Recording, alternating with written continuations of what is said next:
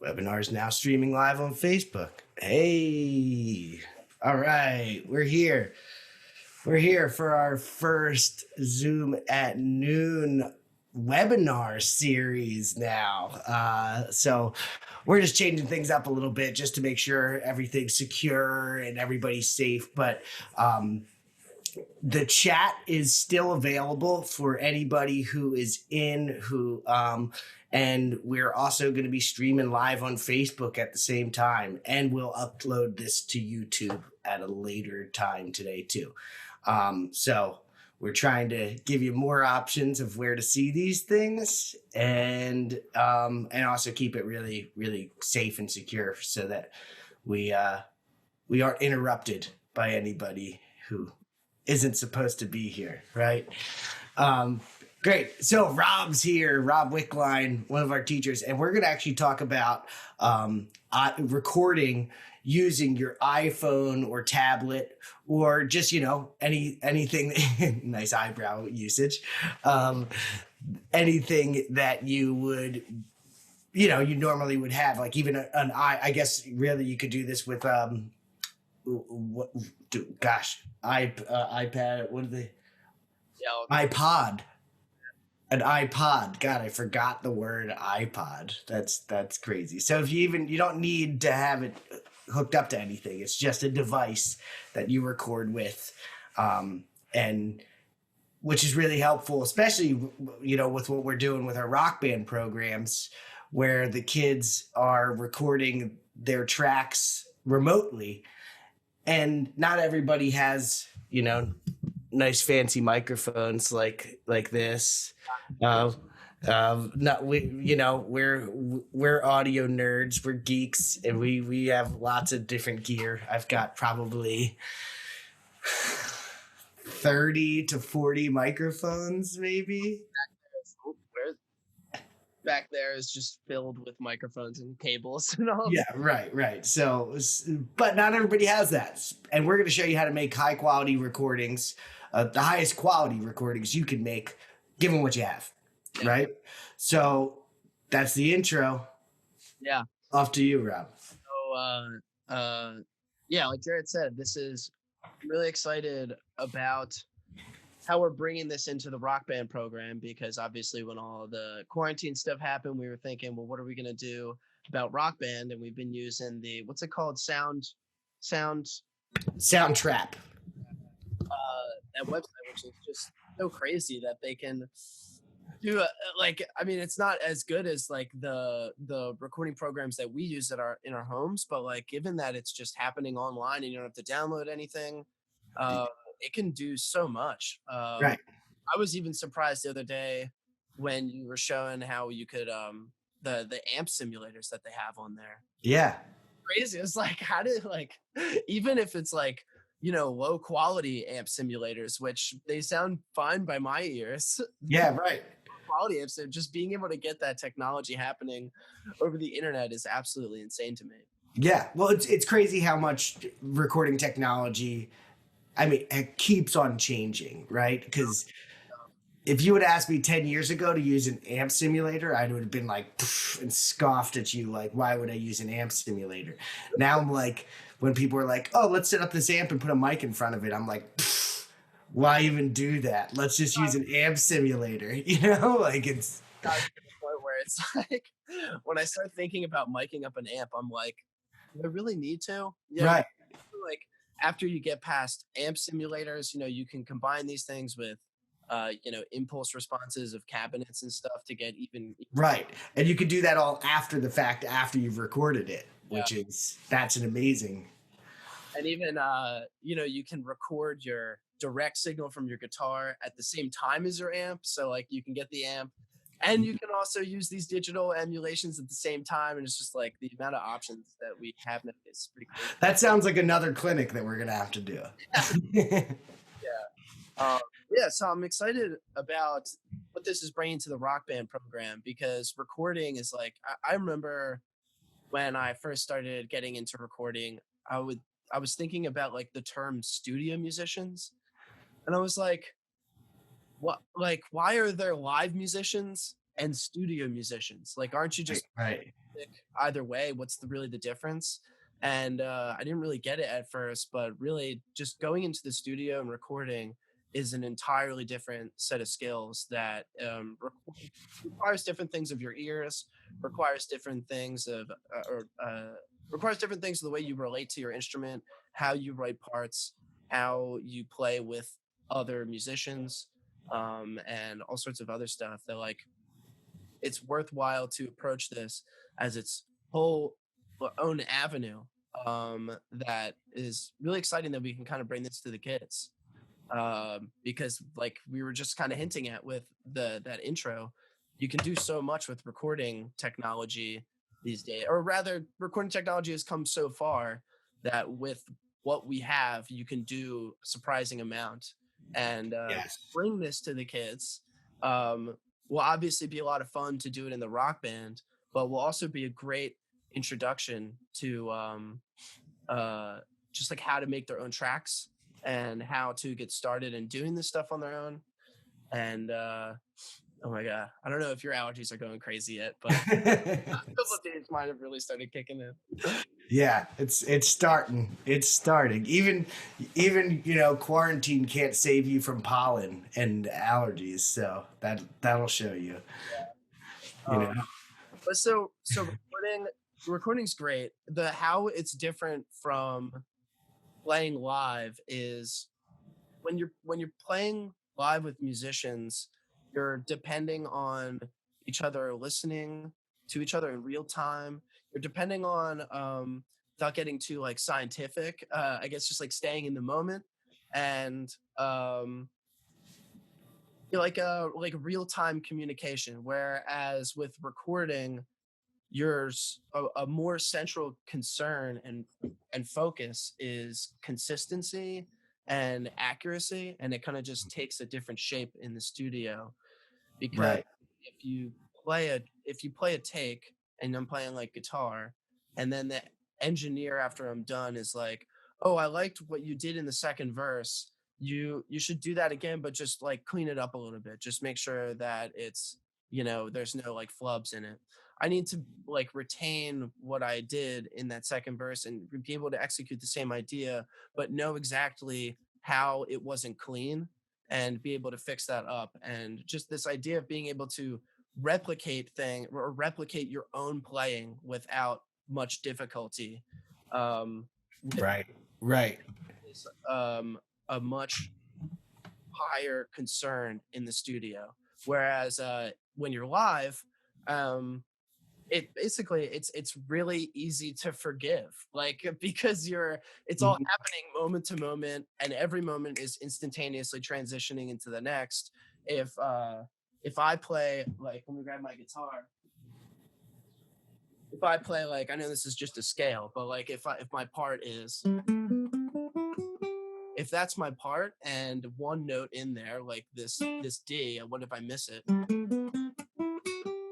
If after that I just continue on playing and it's just like, if we're in a concert, like, you've already forgotten about that one note. It Yeah. just doesn't even matter, because the what matters is the entire experience of the concert. Whereas with recording in the studio, it's like we're not relegated to the moment. We've captured a moment, and now we can re-listen to that moment as many times as we want. So when you're taken out of that and you have to, and you can listen in that way, these types of mistakes become a lot more obvious. Um, and so to have control over that is a big asset as a recording musician. Right. Yeah. Yeah, that's all just an introduction to like what's different about recording. Why is this kind of an exciting new avenue for the rock band program? Yeah. And what this can sort of illuminate to you as a musician. Yeah, Um, that's great. And I think this will remain a part of the rock band program as we even get back to playing in person, is that we can do all of this recording stuff in between our rehearsals, right? So that's going to be a really cool thing to really work on our parts and share our parts, and the creative side of things is now one person can go into Soundtrap and write a whole song and play all the parts themselves and then share it with the band and say, all right, let's learn how to play this live. I mean, that's how, I mean, some of the bands that I play in, I just get sent a whole demo and it's just learn your part and we'll see you at rehearsal. Or sometimes it's learn your part and we'll see you at the recording studio and you just have to go in and record your part. You've never played it before, but you learn it. So it's it's a great tool. I mean, there's a reason why musicians have been doing this recording stuff for many, many years. As soon as it became an option, it was like, oh, this is sweet. Now I can record something and it's not, well, again, like what Rob was saying is like live performances in the moment. Something that's recorded it can be, that same moment can be shared over and over and over and over again. So you actually get a bigger reach with your recording than you do with your live show. Because even if you're playing a giant live show, 100,000 people, like, would be a massive show. On the internet, 100,000 people's nothing. Yeah. Right? Like 100,000 people's like the couple towns around you that are on the internet. 100,000 views is like, oh, your video is starting to get some traction. Yeah, right, exactly, right. Cool. Yeah, and even like recording opens up new options. Kind of like this is what I thought of what early into what you were just saying was it opens up options as a performer because now I can record myself and then basically create a whole new Rob and then just have that play at the same time. And this can either be two parts happening at the same time, like if you harmonize things. And so playing those two notes, I know I played them at the same time, but you could record multiple notes happening at the same time and harmonize lines like that. Or you can even just take the same part and just do what's called double tracking or quadruple tracking and yeah. to have this different effect. It opens up textural options as well that just sounds different. And also you're listening on a stereo field as opposed to just like all the sound all in one big room. So, if you're in your headphones, if something's in your left ear, you're only hearing that in your left ear.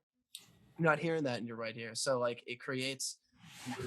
Speaking of what Rob was doing, what I was just bringing up here, shameless self-promotion, Jared Loss, Your Loss, full album of me just recording by myself. So I played every instrument just like what Rob was talking about. I was like, I have a recording studio. I have a bunch of songs that I've not recorded.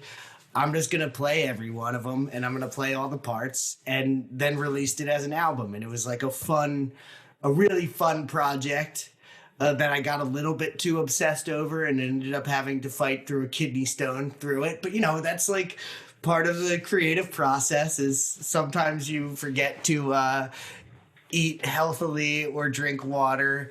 And so that's another reminder. Don't get too crazy into your projects that you sacrifice your physical or mental health either, right? So So all right, let's get into some recording. So obviously, let's just like talk a little bit about microphones first. Obviously, the microphone, this tiny little thing on for those of you, I have the iPhone XR. I don't know. I don't keep track of this stuff, but the microphone is just on this left side right here, or yes, on the left side, and then this is actually just the speaker over here. So it's not two microphones, it's not two speakers. One's a microphone, one's a speaker. This microphone is obviously not as good as this thing. This isn't even that great of a microphone, but any of the other stuff, you can see my where are they? My room mics over there. Yeah. Not as good as that, but you can do a lot with these. And for purposes of getting like some demos out, for trying out ideas, and especially for doing this rock band thing in Soundtrap, I think it's more than enough. Like you'd be surprised as to like how good quality these microphones can get. I mean, I'm not saying it's like professional studio level, So, no one on like gear forums don't come attacking me. I'm not, I'm not saying that like it's amazing, but for purposes of like his trying out ideas and like just getting started into this stuff, it's plenty. I mean, I wish I had this when I was in high school. I remember Yeah. in high school trying to figure out, is there a way I can plug my amp into my computer? Like, how do I, I just remember being so insanely frustrated by this stuff. Just feel like, oh, I wish I just had like a simpler option. Right, right. No, the first things I recorded, I had a little like Bob Barker type microphone that was like plugged into your computer microphone, right? That like it was a headphone. It looked like a headphone cable plugged in, and I would just hold this. I'd hold the microphone up to the speaker on like my keyboard, and it got sound.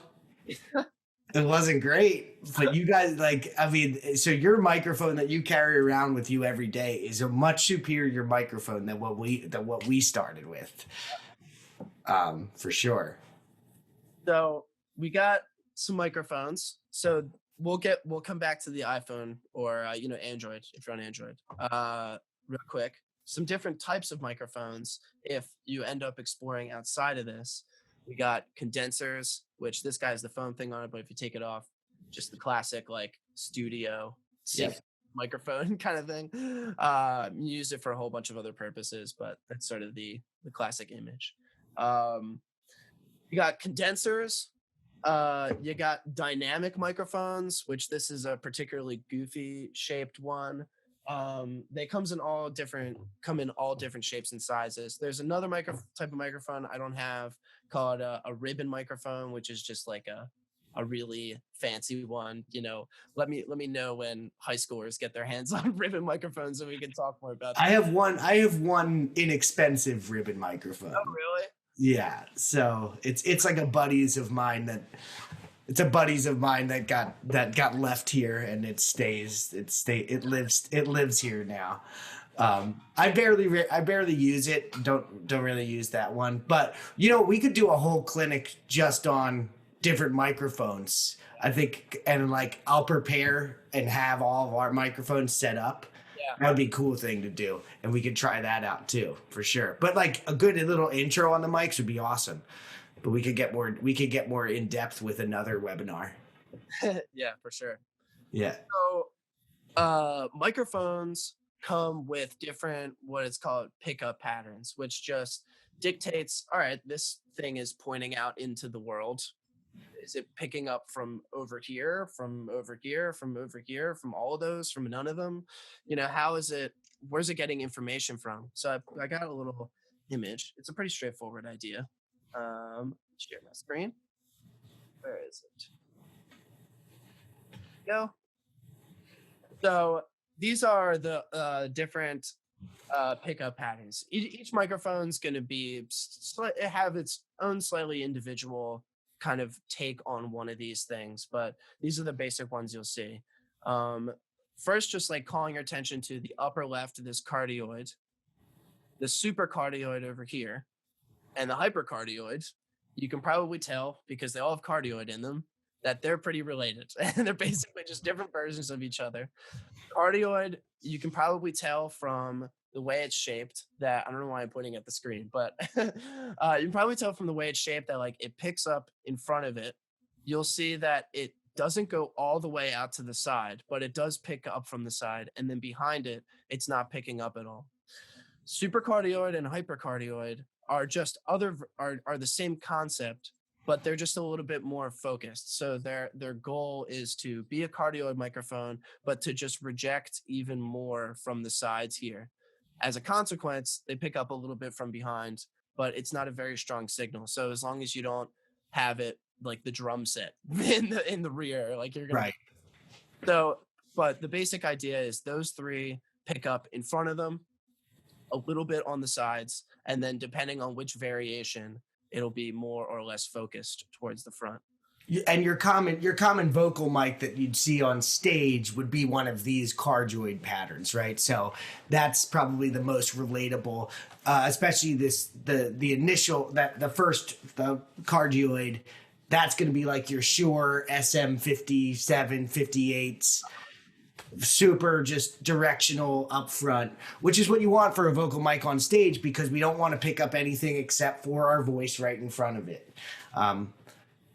Now you do pick up other things behind it, but it's mainly because of the direction. If the singer faced towards the band, you wouldn't pick up much of the band at all, but it's because the band's behind it. But it would be weird to have the band facing away from you and the singer facing towards you or vice versa. So we do the best we can. The other kind in the middle here is bidirectional, which you can probably tell by the name of it. It picks up in two directions, just in front and in back of it, equal parts, but it projects from the side. These are powerful for like recording drums and stuff, and we can go into more detail with this if we want to have a whole other webinar with the microphone stuff. Right. I just want to give you a quick tour of these different ideas. Shotgun is a specific kind of microphone you'll use in film recording, usually. Sometimes, like if you watch NPR Tiny Desk concerts, you'll see shotgun microphones on the singers, because shotgun microphones, like how I was just describing the hypercardioid and supercardioid, shotguns are like the most mega focused version of a cardioid microphone. So they'll put them on the singers because the Tiny Desk concerts are in these tiny little things, but they want to have drums too and horns and all that stuff sometimes. Huh. So, to make sure that the vocals are totally clear, they use a shotgun microphone. Cool. Only picking up their voice. I've never noticed that. That's cool though. Yeah. And you'll notice that you see these all the time on like Rob said in video on the end of the camera when you see that little microphone jutting off the edge the part, that's a shotgun mic. So looks kind of like the barrel of a shotgun. That's where it comes from. And then the last one is omnidirectional, which just picks up everything around it. Right. Like I said, each depending on what specific model of microphone you're talking about, it won't be like not all cardioid microphones are exactly the same as this. There will be a difference between them. So each microphone will be slightly different, but this is generally the way that different microphones pick up. So I actually have, I don't know if you can see it, but my actually, I don't know if anybody could see me while I'm in screen share. There we go. My microphone actually does have. Which way do I go? It's so hard to predict. I know. It's like it's like riding your if you reverse the handlebars on your bike. You ever see the guy that did that? Anyway, it's just super weird. Or like trying to back up a trailer. Again, probably our age range hasn't done backing up a trailer either, but but this one I have options of different. I can go between bidirectional, omnidirectional, cardioid, and stereo. So this microphone gives me almost all the options that Rob just talked about. Is it going to be as good at doing those as something that's just has one job? Probably not, but it's a cool thing to be able. It makes the microphone very versatile. Yeah, I mean, there's like pro level models that do that. Yeah, it's not necessarily the case that you're sacrificing quality for that kind of like quantity of patterns. What's the C414 by one of those famous ones. yeah, I know which one you're talking about. Different pattern selectors on it, but what is that one? I know what you're talking about. Yeah, it's kind of like a maroon colored or something. Yeah, I think depending on the model, like maroon or gold or something. Yeah. All right, but anyway, let's jump into the phone stuff. So yeah, basically, this microphone is a cardioid. There we go. Okay. The next clarifying step with that is that unlike other microphones, these are designed for a very specific and narrow purpose, which is talking over the phone. So it wants to tailor its technology to make sure that it does that as best as it can. The outcome of this is it is compressed automatically to the nth degree. So compression is just like reducing the range between the softest sounds and the loudest sounds, and speech has a huge difference in that, just like naturally. So it's compressed a lot automatically when you go into it. The result of this is that if even though the microphone's pointing away, if I speak into it over here, you're still going to hear me perfectly clearly. And also, whatever you record with this, you're going to hear a good amount of the room in it, just because the compression is sucking in all that information all at once. But you still do hear a difference. Excuse me. You still do hear a difference as to which part of the phone that you're speaking into. And just to demonstrate this, I'm going to do a little test recording. I'm going to airdrop it to my computer, and I'm going to play it over the internet. And you'll hear how it's not the most drastic difference, but there is a difference. So this is a recording of speech. I'm speaking into the bottom of the microphone as to find out which direction that it gets a predominant amount of its information from. And this is an example of speech that I'm speaking into the top of my phone to see how it sounds differently from the bottom of my microphone.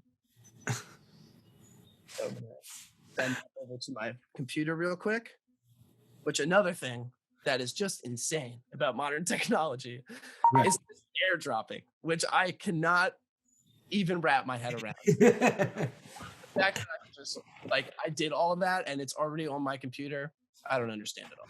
Right. All right, so Macs make all of this very, very easy too. So if you're a PC user, I was a PC user up until 8 weeks ago. I decided to make the switch to Mac while I'm in quarantine mode, and I'm like, whoa, why was I wasting so much time with PCs? But, because really what we used to do, I mean, I still have these. The first time I recorded a Real Feel album is we would go into the studio, record our parts, and then we'd burn a CD to take with us, and then you'd take the CD home and you'd put it on your computer, and then it was pretty much right around that time when we started Dropboxing files to each other. And we were like, this is amazing. Yeah. It was because you literally it used to be your best option was a CD. Yeah. And then before that, I mean, I guess, or a USB drive. That was another thing, right? Yeah. I used to have to I switched to iPhone literally for the AirDrop feature. Yeah. I used my phone as another camera for doing video stuff. And it was horrible. I would have to upload it to Google Drive, then download it on my computer, then do all the editing, then put that on my Google Drive, back on my Google Drive, then re-download it on my phone so I can put it on Instagram. And it's just anyway, we could have a different webinar for complaining about things. So I'm going to play this audio file. And like I said, it's not the most drastic difference, but you will hear a difference, and we can talk a little bit about it, and then we'll get into I'll put it up against my guitar and do all sorts of stuff. Cool. This is a recording of speech. I'm speaking into the bottom of the microphone as to find out which direction that it gets a predominant amount of its information from. And this is an example of speech that I'm speaking into the top of my phone to see how it sounds differently from the bottom of my microphone. So like I said, it's not a whole different planet, but two main differences that stick out to me is one, since from the top, the microphone is pointing out into the room, you just hear a little bit more of the room. Right. When it's pointing at my mouth, I'm getting a lot more clear, the high end of my voice, the sound of my tongue creating the S's and the T sounds against my teeth. The separation between different words is a lot more clear. And it's kind of without getting all deep into the technical stuff, going from this side, from the top, but you can't really tell the difference. Yeah. Going from the top of my phone, it's a little bit more roomy, and it's a little bit softer sounding. There's less kind of sharp frequencies coming through, which isn't necessarily better. It's just we need to know these two different flavors that we have so that we know what we're doing with it and how we can use it to accomplish what we're looking to accomplish. Right.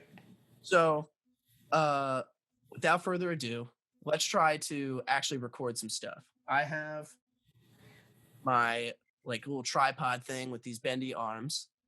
Makes doing this type of stuff a lot easier. Also, it's great for video stuff. I love it. I use it all the time, especially since quarantine ended. I use this thing like every day. But so I'm gonna put this up, and I'm going to just record a guitar part, and we'll experiment with. Grab my guitar. We're going to experiment with how you place the microphone. But first, I'm just going to do the same exact thing where first I'm going to play into the microphone directly, and then I'm going to play into the top so that it's pointing away. And we can see how, when it's not a voice, it'll just, see how it affects the actual instrument. So let me just record.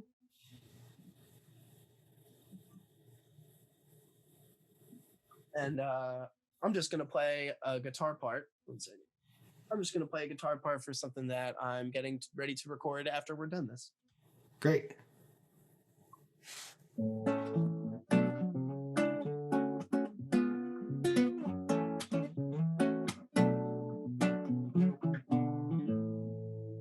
Ooh. And flipping it around. So now I'm playing into the top of the microphone. There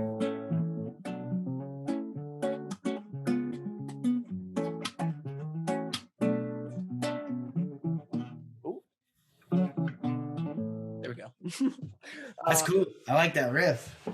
Yeah, so it's me and my friend Ari are gonna do like a cover of that of a Bill Withers song. I was gonna say it sounded Billy Withersy.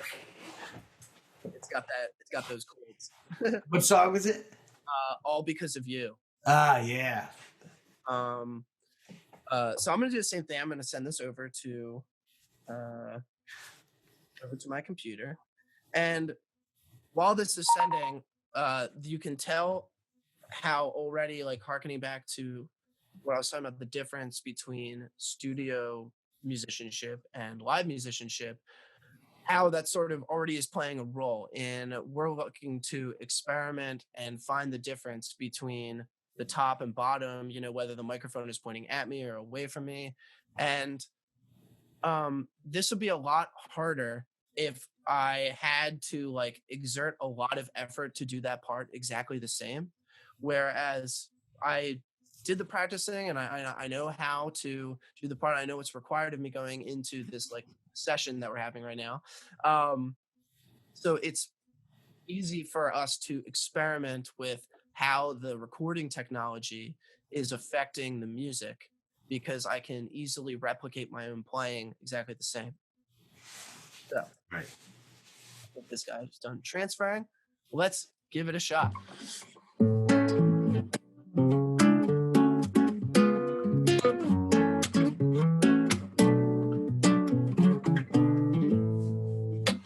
And then flipping it around. So now I'm playing into the top of the microphone. You can hear my shakers.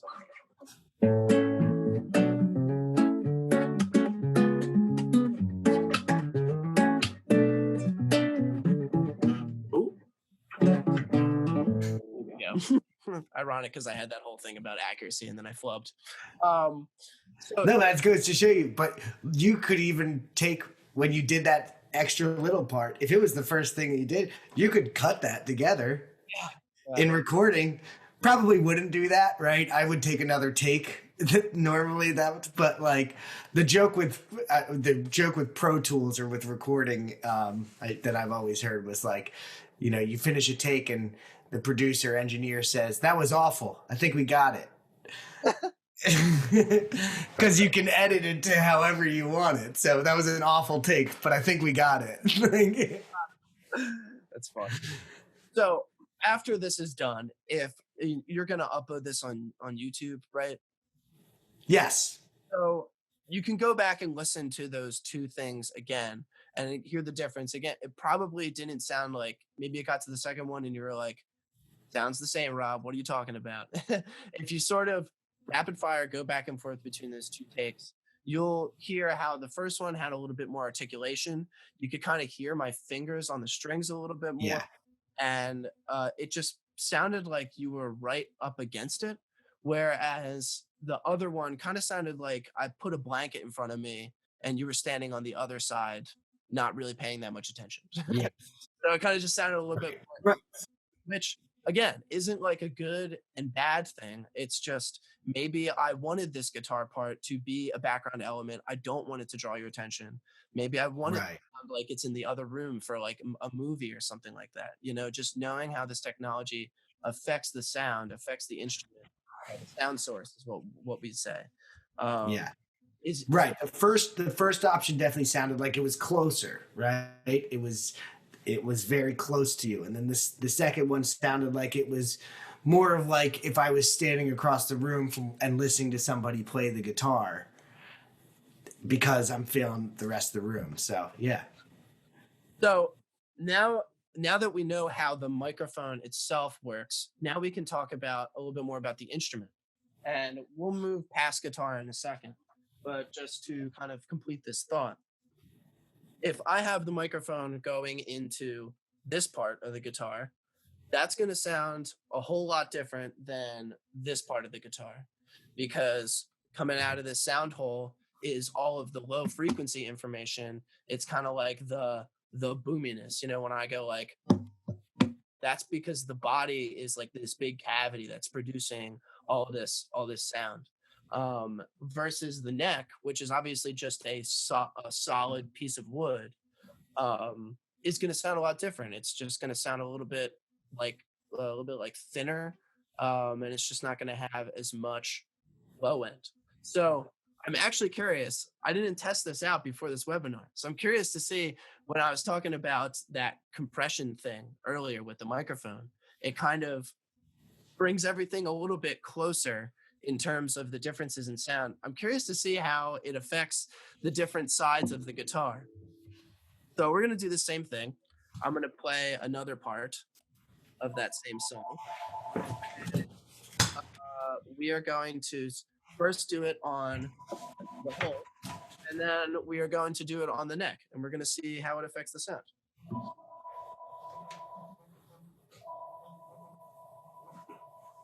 So just so everybody can, because I know this is a little bit out of, you can see my app. This is a little bit out of frame, but I'm basically just putting the microphone like a couple of inches, maybe 6 inches in front of the sound hole. And then when I move over, it's going to be the same thing, but just it's going to be in front of the frets. Sorry, the phone rang. Had to go get it. Well, see how this affects the sound. Let's do it's the chorus. Okay.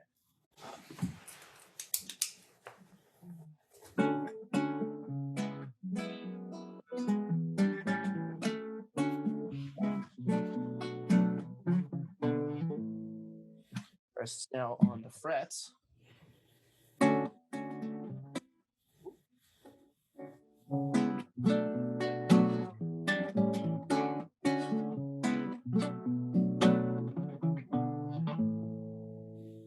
So now let's airdrop that over to my computer.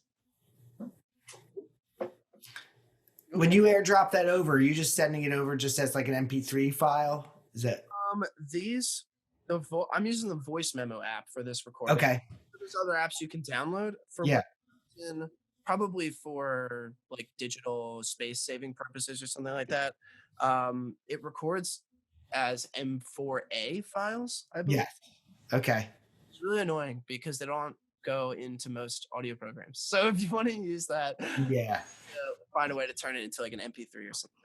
Right. There's definitely a lot of converters that can do that for you. But so you're just playing it back in like QuickTime? Is that what? Or actually, it works in iTunes. I just can't. Okay.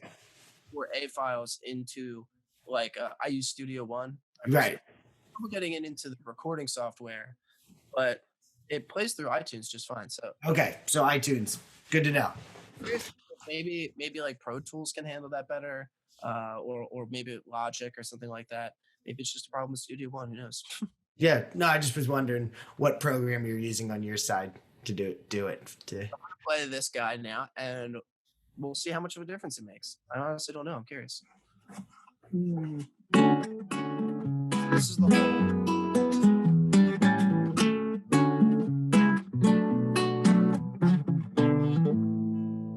Versus now on the frets.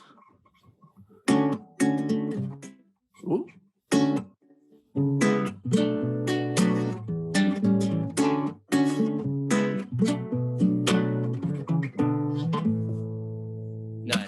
Nice. So similar to the first couple of examples, again, it's not like this huge difference, but recording, we kind of come to another aspect of recording that's a little bit different than live performance, which is these tiny little textural details by themselves don't make a huge difference. But when you have like 30 of those decisions happening all at the same time, it makes a very big difference and creates a whole different effect. Right. So with the guitar, we could hear that that was interesting and a fun little experiment, actually. But so with the sound hole, you still had the finger sound because it was right up against the guitar, but it was coming from the sound hole. So we were getting those bass notes were coming out a little bit clearer. They kind of had a little bit more thump, and the higher pitched notes had like kind of a lot of body. They Right. filled up the sound in a nice way. Whereas on the fingerboard, they were a little bit thinner and kind of had like an airy quality to it. Right. So this is why a lot of times when people are recording acoustic guitar in the studio, they'll often use two different microphones, one on each of those positions, which is why I put them on those. I used to go buck wild with microphones on acoustic guitars. And actually, recently, I started just using one microphone, which kind of comes to another aspect of like how you can manipulate the natural properties of these microphones. What I do differently now, instead of capturing all these different angles all at the same time, is I just make sure that where the microphone is pointed and how close it is to certain things, I am automatically balancing things in the way that I want. Right. What I mean is that earlier we talked about how this is the bottom of my phone. So it's picking up in front of here, but it's also kind of getting like its radius is really like this is what it's picking up from. If we look at it vertically, it's kind of like on my head. Right. So obviously it still picks up stuff because things still bleed over into the other side. And like when I'm talking like this, my voice bounces off of the wall over there and then comes back to it and all sorts of other stuff. But it's there's no information that it's directly picking up from this side of it. So it picks up information on the sides as well. But depending on if my allergies go away, depending on how we have it positioned, the sound, if it's on this part of the pickup pattern, will sound a little bit different than it will if it's directly in front. And a lot of different microphones have this property, including our iPhone. And how I use this in what I was talking about with using one microphone method for recording acoustic guitar. Actually, I also do this for acoustic guitar and vocals.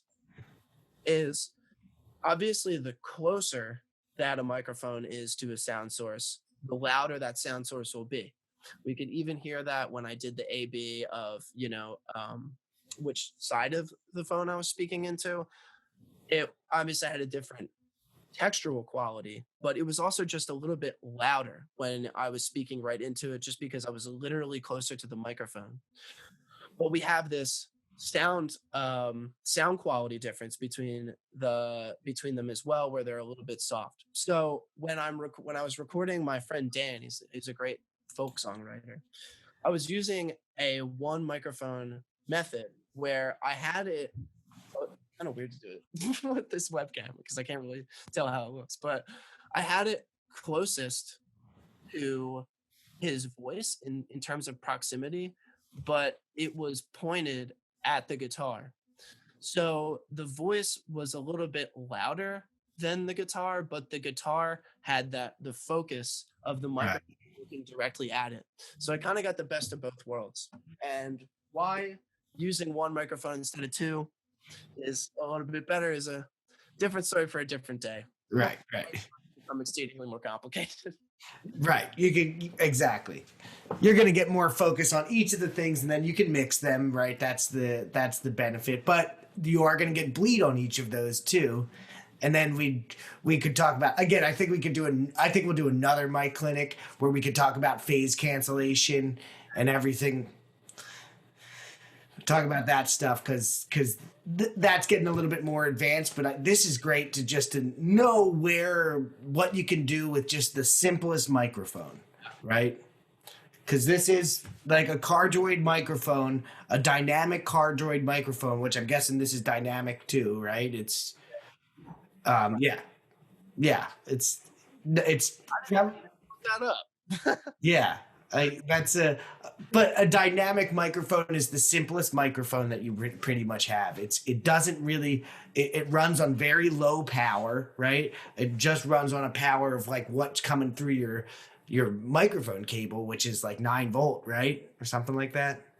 9 volt power.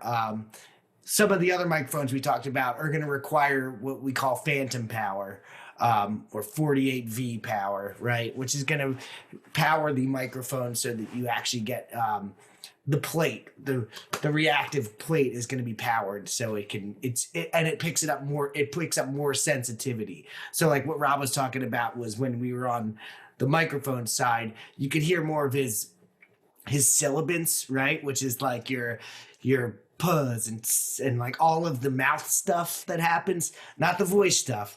The voice stuff carries, right? It's got body, it's got mid range, but it's all the airy stuff, the gross stuff that has coronavirus in it. No, just kidding. And what it is though, I guess, right? It's that stuff's it's all COVIDed up. That kind of stuff is like, and that's the stuff that when you see people, say it, don't spray it. Those are the sibilance is all that kind of stuff like that. It shoots air out, right? And microphones pick up that air. That's what a microphone does, right? It just measures the differences in the air around it and then sends that signal. That's literally all a microphone is doing. Is it's just sitting there evaluating what differences and changes are happening in the air and then converting that to electrical signal that can be translated into sound. And then into ones and zeros and yeah, it's crazy. We don't need to go into all that. So you talked a lot about recording with guitar. How about recording some different other instruments, like for instance, electric guitar? How would you record like an amp if you were doing this? So that kind of gets to another major sort of two major poles, I guess, that you can go between, which is distance. I already said that the closer excuse me, but the real textural difference that distance makes is the further away it is, the more you're going to hear the room that it's recording in. And whether this room is imagine like a 10th century cathedral, right? Like this little room that I'm operating out of. These are two completely different built things. They're made out of different materials. They have different dimensions. Even stepping away from the sheer difference in size, we're talking about different proportions of height and length and all that stuff. So in every way, they're entirely different rooms. And like Jared was just saying, all a microphone is doing is recording and tracking the differences in air pressure that are happening as a result of us creating sound. And then it aims to replicate that. So the instrument in the room is creating a specific set of vibrations that happens between that instrument and that room. And so the further away the microphone is away from the sound source, the more of that room you will hear. So I got, again, this whole which direction do I go thing. I got my amp over here. Nice. I'm going to turn this guy on. We're going to do one where it's right in front of the guitar amp, and then one where I'm just going to put it on the other side of the room, and we'll do that same A-B thing. Cool. And what Rob was just talking about, if you notice it, he also has some panels in his room. So those acoustic panels, we used to have those at Rockdale all over the place too, right? They're acoustic panels, and really what their goal is to do is to take away the room sound, right? The room sound is all of the reflections, all of the spots that the sound can bounce off of, all of the different the walls, each one is a reflective point where the sound can bounce off of and then bounce to another one. But when you put the foam, studio foam, it absorbs the sound and absorbs most of the sound and reduces the reflections or redirects the reflections of the sound so that when it bounces all over the place, it's it gets redirected and then it kind of goes away. So the more reflections you have, the more reverb or echo you're going to have in your room. The less reflections you have, the it's just going to be the original source, right? That original sound source. So look at that timing, and then we're we're ready. So cool. And so you're just taking your microphone and you've put it right directly on the speaker. I'm just gonna tune up my guitar real quick. And Sure. I'll play. What kind of amp you got there? Look like. I have a Quilter. Which Ooh. I know the gear snobs will come after me when I say that it's actually a solid state amp. But the guy behind it used to make tube amps for years. But like the whole reason why solid state was invented was when you turn the volume up and down, there's no difference in the sound quality. Which right. Control. And he was like, hey, there's something going on here. We just need to make it sound less bad with distortion. So that's what he did. And I love this thing so much. It's insanely versatile. Nice. Let's see. I'm just going to play a riff from a song that a band of mine is.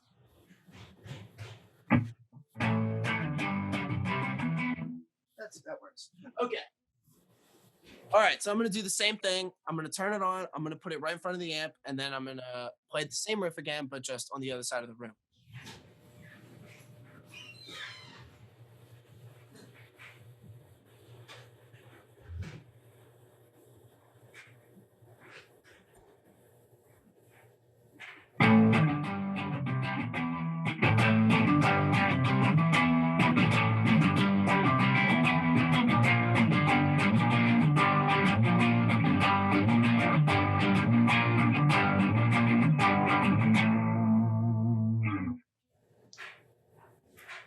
Punky. One moment.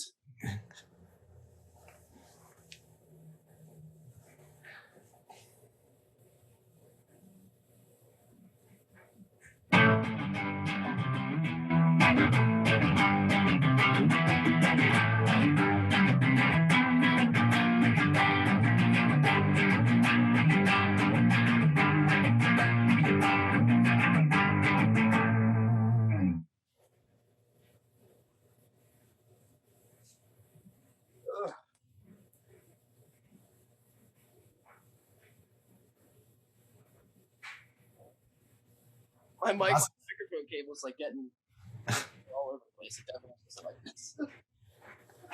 One second, let me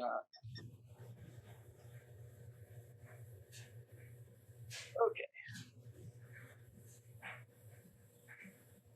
Alrighty, so I'm gonna airdrop this without further ado over to my computer, and we can hear the difference. Again, I didn't test this out beforehand, so I'm excited to see how the and this is good because so this is showing you pretty much we worked with their voice, right, and then we worked with something that is that is a quieter signal, right, an acoustic guitar, and now we're using electric amplified guitar, which is a loud signal. So this will work. What we're doing right now will work for also drums, right, or any other like that's just a loud amplified signal. So just because we didn't touch on drums today, this applies to drums. So yeah, I wanted, and that's a good point. I wanted to like approach this like leading up to this. I was thinking about like how to order my thought, and I wanted to just give you guys, I wanted to just teach you guys how to use this tool. You know, if we were to talk about like building a box or something, you know, I would teach you how to use a hammer, how to use a screwdriver, how to do all these things so that you can then go and make your own box. Just like that, I want to teach you how to use this tool, which is the microphone, what its different properties are, and why it works the way it does, so that you can go ahead and do your own experimentation. And, Yes. like, you know, I don't have a drum set in this room. I have one in my basement, but I can't like Right. basement. Maybe actually that would be a good one when we do our more advanced mic technique. We'll do some with drums because drums is when it gets more advanced with mics, right? You've got different mics for different drums for different distances and everything. So that would be a good one to do for drums. Yeah. And like, you know, for the drummers that want to take what we're doing here and apply it to, you know, trying to record drums, just think about what I'm talking about. You know, whether it's pointing at the instrument. Yes. With drums, there's a lot of instruments in that one instrument.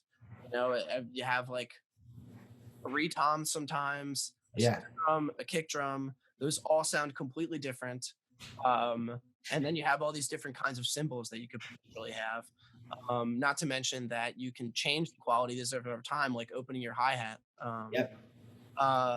But just think about where it's pointed, how close it is, what is beside the microphone, you know, what's going to still get in, but it's just not directly pointing at it, and how that's going to affect it. And just try to put it in around different spots. Try in front of the kick drum, try between the snare and kick drum, try like just like 5 feet away from you on the other side of the room.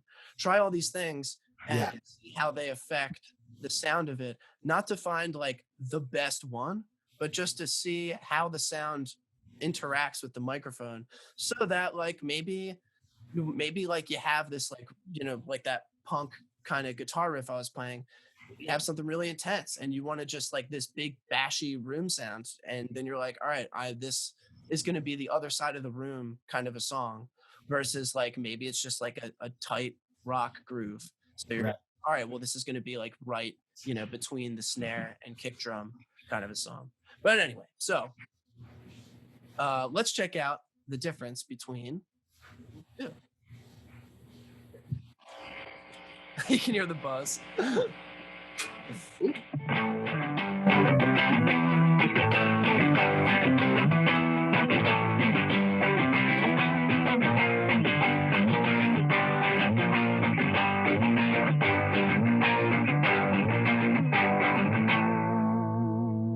So you could hear how that was like One moment. that was you could hear how that was like, you didn't really, it just sounded like you were right in front of it. It didn't really have a whole lot of like room sound to it. I'm sure it's Right. a different story. And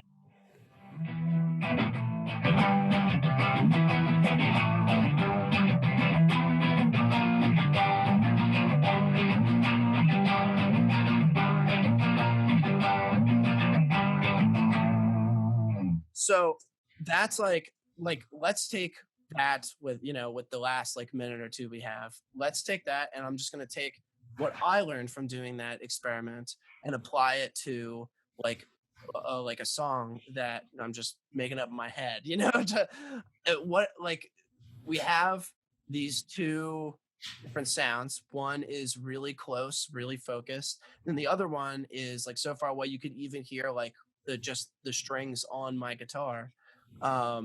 We have these two different kinds, like a roomy guitar and then a really close and focused guitar.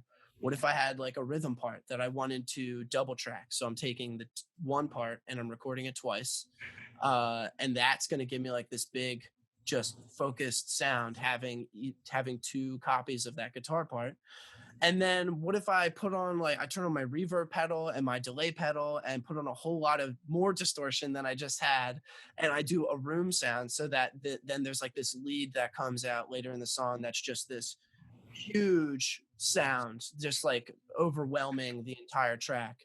That room sound might be a cool thing to try out, just to see if maybe having that cavernous kind of space worked out for the part. Right. So yeah, that's great. This was fantastic, Rob. Thank you so much for just to like tie some things up. So we were showing you polar opposites, right? Everything that we were showing you was either very close or far away, or right on the microphone, or the opposite of the microphone. There's a whole spectrum in between all of that we just did that you can explore as well. So for your instrument, you're going to want to try different things out. Another thing you could try out, which we didn't even talk about, but Rob said he's got that cushy foam thing on his thing.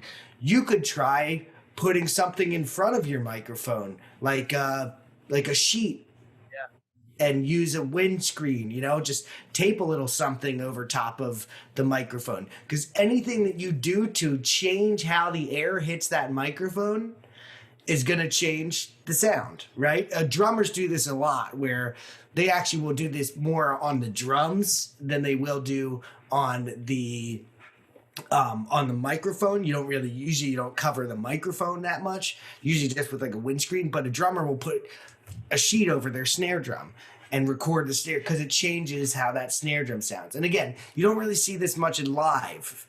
When you're live, you don't see drummers putting sheets on top of their snare drums. It doesn't happen too much. They might I know a drummer that always keeps his wallet on his snare drum. Like, that's his tone thing, right?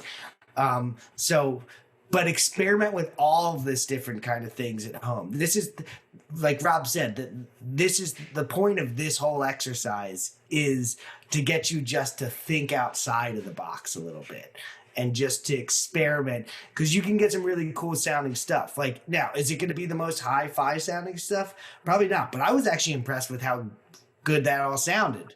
I put the phone right up against the guitar cabinet. I was kind of surprised, like how well focused it kind of sounded. And again, using just the audio recording app that's stock on your phone, right? Stock on your phone, sending it via AirDrop, which is stock on your phone, to your computer, to iTunes, which is stock on your computer, or if you have a PC, you download it, and it's a free download. So if you have a phone, you can do everything we talked about in this clinic today. So that was really, really awesome. And we're going to use all of this stuff. If you aren't in on this call, this webinar, you're getting sent this webinar if you're in Rock Band, because we're going to use this as the way of how we're going to record everything. We've been trying to do a lot of it using MIDI, and I just think that might be complicated for a lot of the kids that you're used to playing drums. You're not used to programming drum tracks. So we're gonna get you guys recording more this week. Plus, recording can be a little bit more fun. Yeah, I mean, really, another thing that sets recording apart from live is that it's just more about like the exact texture of it. With live, I mean, I cut corners on my tone all the time when I'm live, because yeah. The energy of a live performance is enough to cross the gap. So like, I go with like the smallest amplifier I can find. I make my pedal board I make my pedal board way more condensed than it is in the studio, and like I try to just not complicate things. But when I'm in the studio, I whip out every pedal I have in my closet. I get out every amp that I own, and I get out every guitar, because no, it's not going to make the biggest difference in the world. But again, earlier, it's not about one decision you're making. It's about like 30 decisions happening at the same time, creating an overall effect. And that's what's fun about recording. Right. And experiment with all of these options you have and find the type of sound that you most identify with. Right. Perfect. Right. You think of all of these different instruments, microphones, everything. They're all colors that you're painting with, right? And if we only paint with yellow, red, and blue, then you can get some cool sounding stuff with just yellow, or cool looking stuff with yellow, red, and blue.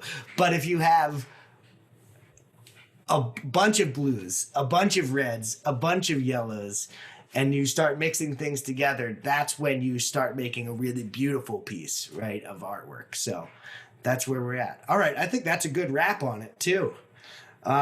This worked out well. Our first webinar style series, and I think it worked really well.